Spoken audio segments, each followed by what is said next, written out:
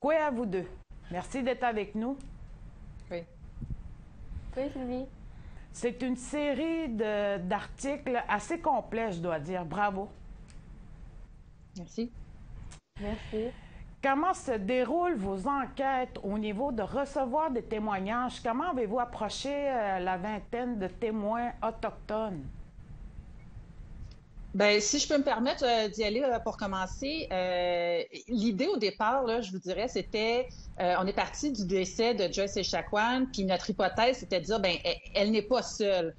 La première démarche qu'on avait fait, c'était de demander à tous les CIS et les CIUS le nombre de plaintes qu'ils avaient eues de personnes autochtones en 2015 et 2020. Et très peu ont été en mesure de nous répondre. Donc là, on s'est dit, bon, ben, il faut absolument avoir des témoignages, un nombre de témoignages assez important pour être capable d'illustrer l'ampleur du problème. Je vous dirais que ça s'est fait beaucoup de fil en aiguille, en parlant avec une personne qui nous référait à quelqu'un d'autre, qui, elle, nous disait, ah, ben oui, j'en ai parlé à quelqu'un. Donc, ça s'est fait vraiment passer de bouche à oreille. L'absence de données et donc l'insatisfaction des Autochtones à l'égard de la santé est un sujet qui revient beaucoup dans la série, dans le système de santé et les non mesurables. Comment cela s'explique? On en a parlé beaucoup au cours de notre série, puis il en a été question aussi durant l'enquête publique de la coroner sur Joyce Echaquan. En fait, les hôpitaux comptabilisent pas les plaintes qui sont faites par des Autochtones, même si c'était une recommandation de la commission bien. Donc, c'est très difficile de savoir combien d'Autochtones ont porté plainte. Et aussi, plusieurs personnes n'osent pas porter plainte ou ne font pas parce qu'ils pensent que ça ne donnera rien ou que ça ne servira à rien. Puis dans certains cas, même, il y a des plaintes qui ont juste été perdues ou pour lesquelles il n'y a pas eu de suivi. Euh, Puis à la suite de notre dossier, le premier ministre, François Legault, a réagi, puis il a dit que lui, il voulait pas qu'on se mette à calculer les plaintes des Autochtones. Il ne souhaite pas qu'on fasse des catégories. Ça soulève certains enjeux là, de protection des droits. Mais lui, tout de suite, a fermé la porte, puis il ne souhaite pas que ce soit fait. Donc, c'est sûr que ça reste un défi. Ça en avait été un même la commission bien parce que les enquêteurs avaient du mal à mesurer l'ampleur du phénomène. Et ça changerait quoi si ces données étaient créées, ces statistiques? Ben, j'aurais envie de revenir sur une parole de la coroner Jeanne Kamel pendant les audiences de Joyce Echaquan. Elle a dit, si on n'avait pas eu cette vidéo-là, est-ce qu'on aurait cru la famille? Et à quelque part, le fait de pouvoir avoir des données, ben déjà, ça montre s'il y a un problème ou pas. Ça montre les failles du système, ça montre où sont les problèmes.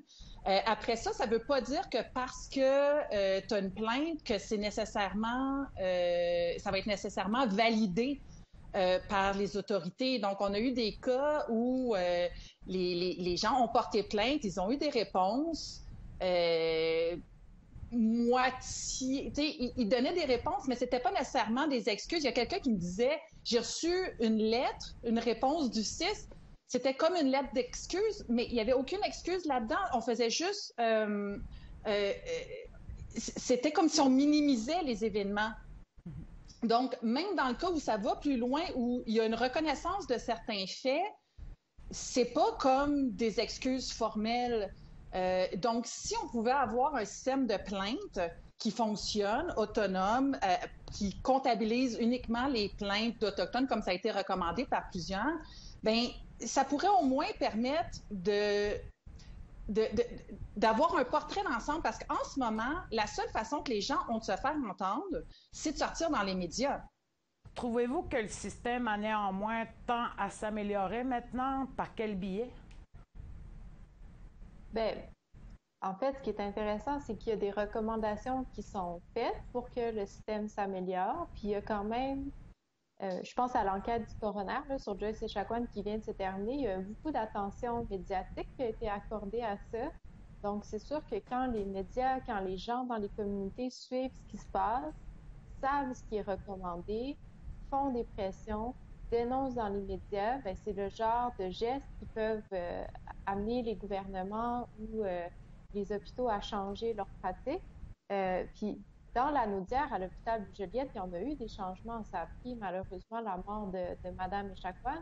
Mais il y a par exemple un poste de PDG adjoint qui est ouvert et qui devrait être comblé par une personne de la communauté Atikamekw.